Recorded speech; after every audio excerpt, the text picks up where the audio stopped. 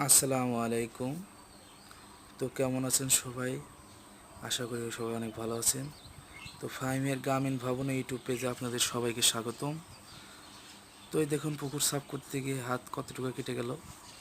তো তারপরে কিছু করার নাই, পুকুরটা তো সাফ করতে হবে, পানা দিয়ে পুরো হয়ে গিয়েছিল, মাছে ফ্রি করে দিতে হবে। তো পুকুরে যদি পানা কস্তুরি এগুলো থাকে তো এটা পুকুরের জন্য খারাপ, মাছের জন্যও খারাপ।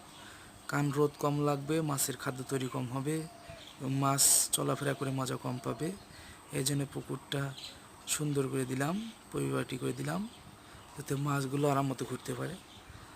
তো এদিকে যে আমার খামারের চালে পড়ে যে পানির ফোয়ারা লাগানো হয়েছে, ওই যে চরকি যেটাকে বলে, ওই যে চরকি, পানি কি সুন্দর করে রোদ বের হয়েছে, টিনটা একটু গরম হয়েছে, এই জন্য পানি দিয়ে ঠান্ডা করে দেওয়া হচ্ছে।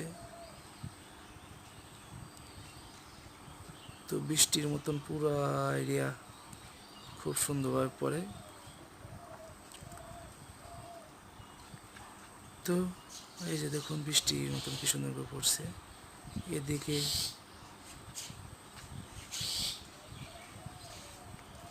দেখুন ঝর্ণার কাজ,